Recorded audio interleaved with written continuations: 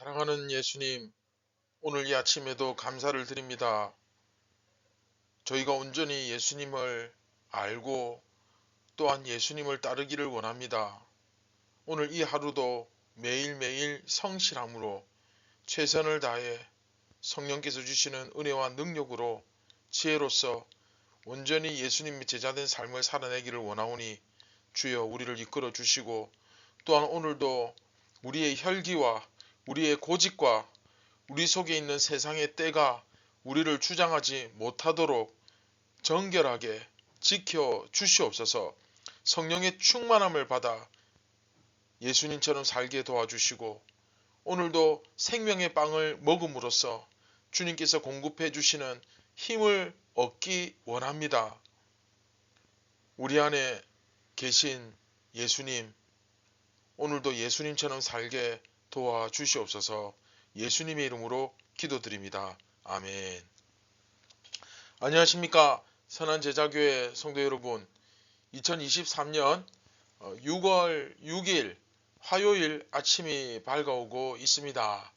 네, 76번째 이야기, 예수님께서 잡히시다. 네, 오늘 네 번째 시간이죠. 칼을 칼집에 꽂으라 라는 제목으로 요한복음 18장 10절 11절 말씀 우리 함께 보도록 하겠습니다. 이에 시몬 베드로가 칼을 가졌는데 그것을 빼어 대제사장의 종을 쳐서 오른편 귀를 베어버리니 그 종의 이름은 말고라. 예수께서 베드로더러 이르시되 칼을 칼집에 꽂으라. 아버지께서 주신 잔을 내가 마시지 아니하겠느냐 하시니라. 아멘. 네, 오늘 본문은 사실 이제 다음 이야기와 그 다음 이야기까지 쭉 이어지는 하나의 중요한 배경이 됩니다. 그래서 오늘 본문은 앞으로 이후에 다음 이야기와 그 다음 이야기에서 이루어질 그 내용의 배경처럼 제시되는 본문이다. 이제 그렇게 생각하시면 됩니다.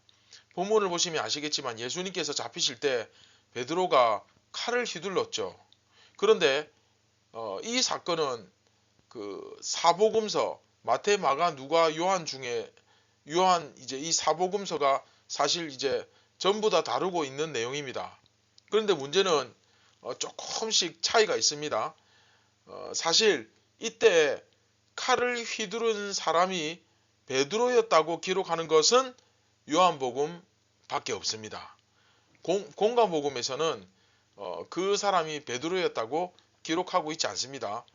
그리고 대제사장의 종, 그쵸? 말고가 등장하죠. 대제사장의 종, 즉 귀를 잘린 이 종의 이름이 말고죠. 이 말고였다는 것도 요한복음에만 나오는 내용입니다. 비교적 다른 복음서에 비해서 조금 더 이 부분을 자세히 기록하고 있죠. 이제 이후의 내용 보시면 분명히 그렇게 하는 데는 이유가 있습니다. 그리고 참고로 베드로의 이런 모습은 이후에 나타날 본문, 그러니까 18장 12절부터 27절, 그쵸? 그 내용에서 그 베드로가 보인 모습과 아주 대조를 이루게 됩니다. 이것도 이후에 우리가 묵상하면서 다시 한 번 더 언급을 하도록 하겠습니다.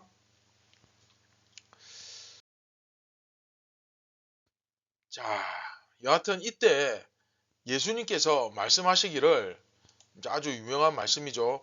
칼을 칼집에 꽂으라. 그쵸? 아버지께서 주신 잔을 내가 마시지 아니하겠느냐. 이것은 사실 이제 아버지께서 주신 잔을 이 내용이 사실은 공관복음에서는 예수님의 그 겟세마네 기도 거기서 이제 나오는 내용이죠. 표현이죠. 주님께서 기도하시면서 아버지의 잔이 내게서 지나가게 하옵소서라고 기도하셨잖아요. 여러분 아마 다 아실 겁니다. 그 모습이 이제 여기서도 나타납니다. 그래서 예수님께서는 베드로에게 아버지께서 주신 잔을 내가 마시겠다라는 말씀을 하고 계시는 거죠. 다른 복음서에서는 아버지께서 주신 잔에 대한 언급이 어디서 나옵니까? 그렇죠. 예수님께서 기도하실 때 이 잔을 내게서 거두어 주십시오. 그런데 아버지의 원대로 내 원대로 마옵시고 아버지의 원대로 하옵소서 이렇게 기도하잖아요. 그런데 이제 요한복음에서는 예수님께서 잡히실 때 이제 언급이 되죠. 우리가 앞에서도 물론 뭐 묵상했지만 예수님께서 그 영광 가운데 저들을 충분히 그렇죠?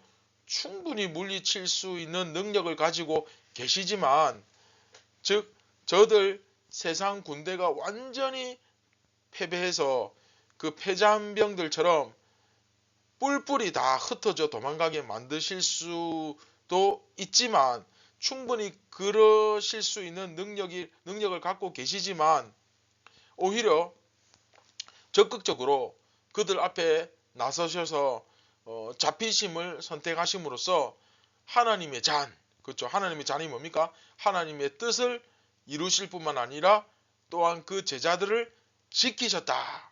그 제자들을 지키셨다. 하나님의 뜻을 이루셨고 제자들을 지키셨다. 어떻게 함으로써? 그렇죠? 잡히심으로써 적극적으로 나서셔서 잡히심으로써 하나님의 뜻을 이루고 제자들을 지키셨다는 것이 오늘 본문의 이제 가장 중요한 내용이라고 볼 수 있죠.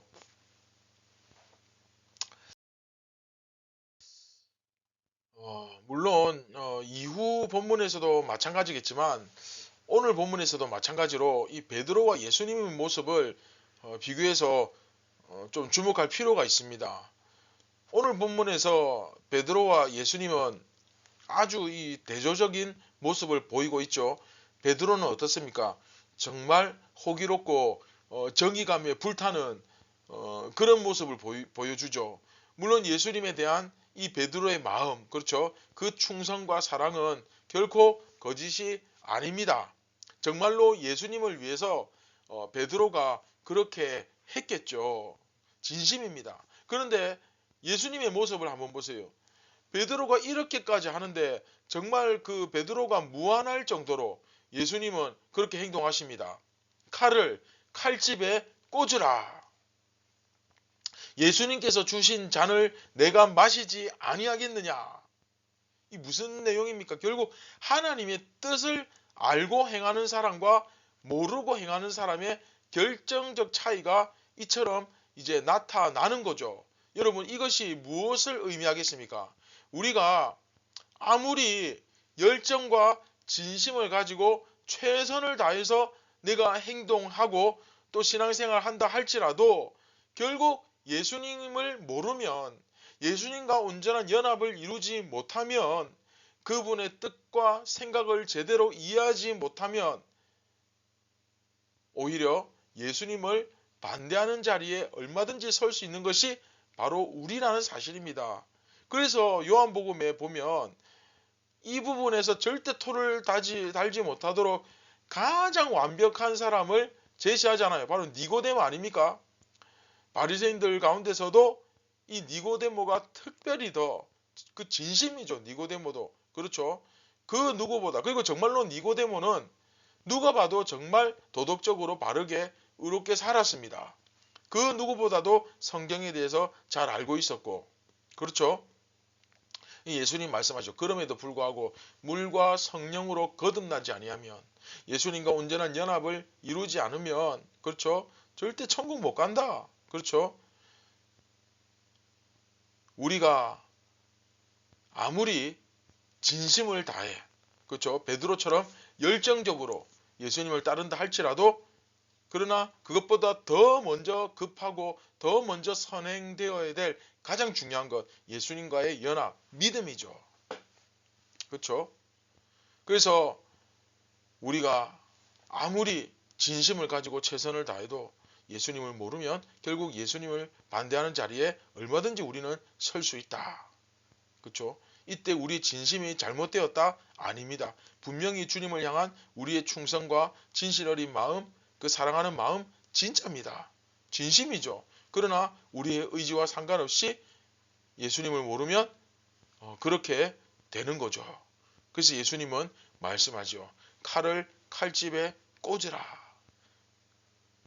신앙생활은 나의 어떤 열정과 내 혈기와 내 마음만으로 할 수 있는 것이 아닙니다. 내 열정의 칼, 나의 어떤 그 간절한 마음의 칼, 모든 그 칼을 칼집에 꽂고 하나님의 뜻을 먼저 우리가 돌이켜야 된다는 거예요. 하나님의 뜻을 먼저 되새겨야 된다는 거예요. 여러분, 사도 바울도 그랬죠. 그렇죠? 교회를 잡아다가 옥에 가두고 이 그리스도인들을 끊임없이 핍박하고 죽이는 것이 진정 하나님을 위한 일이라고 참으로 그렇게 믿어 의심치 않았습니다. 바울은 정말 진심으로 그렇게 행동했습니다. 그런데 다메섹으로 가는 길에 예수님을 만나고, 그렇죠? 그의 모든 것이 변했죠. 주님을 만나고 모조리 다, 그렇죠? 예수님을 만나고 예수님과 연합하는 것은 바로 그런 것입니다. 우리의 삶 전체가 바뀌는 인생 최대의 가장 위대한 만남이며 변화입니다. 할렐루야. 네. 그런데 여기다 대고 예수 믿어도 안 변한다. 뭐 예수 믿어도 소용없다. 예수 믿어도 자기 기질대로 믿는다. 물과 성령으로 거듭나지 못한 자들의 그냥 종교 활동하는 자들의 부끄러운 변명이죠. 그냥 영적 무지에서 나오는 소리죠. 자, 여러분들은 오늘 이 아침에 말씀을 통해 그러한 예수님을 만났습니까? 정말 만났습니까? 아니면 그저 형식적인 말씀 묵상, 형식적인 경건생활, 형식적인 종교 활동에 젖어 아무런 감흥도 변화도 없는 그런 껍데기 신앙, 껍데기뿐인 그런 종교의식에 빠져 있지는 않습니까? 그것도 아니면 아예 종교적 열심조차도, 그런 열정조차도 이제는 다 바닥이 나서 이제 그런 열정조차도 다 식어버려서 잿더미가 되어버려서 겨우겨우 하루하루 우격다짐으로 그렇게 살아가고 있지는 않습니까? 오늘 과연 나는 정말 누구를 만났는가? 정말 하나님께서 보내신 자 예수 그리스도를 만났는가? 아니면 그냥 종이에 적혀있는 그 내가 마음속에 상상하는 그냥 문자적으로 존재하는 예수, 그런 예수를 나는 오늘 만나지는 않았는가? 한번 진지하게 여러분 돌아보시기를 바랍니다. 여러분 정말 눈을 뜰 수 있기를 바랍니다. 주님은 오늘도 문 밖에서 여러분들을 기다리고 계십니다. 누구든지 지금 즉시 그 주님의 음성을 듣고 두드릴 때 그 문을 열면 주님께서 들어오셔서 나와 더불어 먹고 나와 더불어 마시는 그런 은혜의 역사가 일어날 것입니다.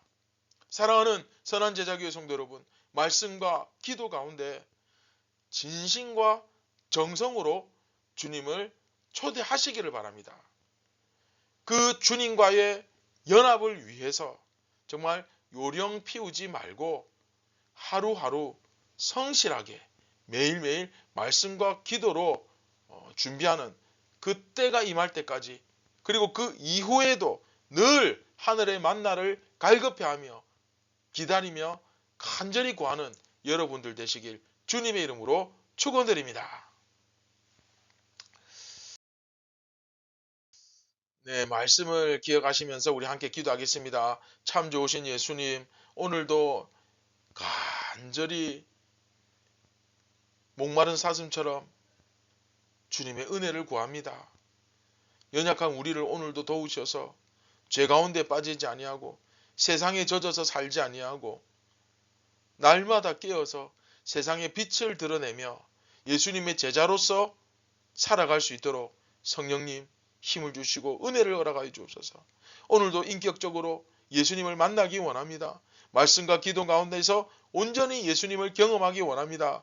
주여, 우리가 영적 무지 가운데 빠져서 어리석은 일들을 행하지 않도록 도와주시고 하나님의 뜻을 잘 깨닫고 분별하여 오직 예수님의 영광을 드러내는 삶을 살게 하여 주시옵소서. 오늘도 세상 염려 예수님께 다 맡깁니다. 근심하지 말고 두려워하지 말고 걱정하지 말고 예수님을 믿게 하여 주옵소서. 우리를 구원하신 예수님의 이름으로 기도드립니다. 아멘.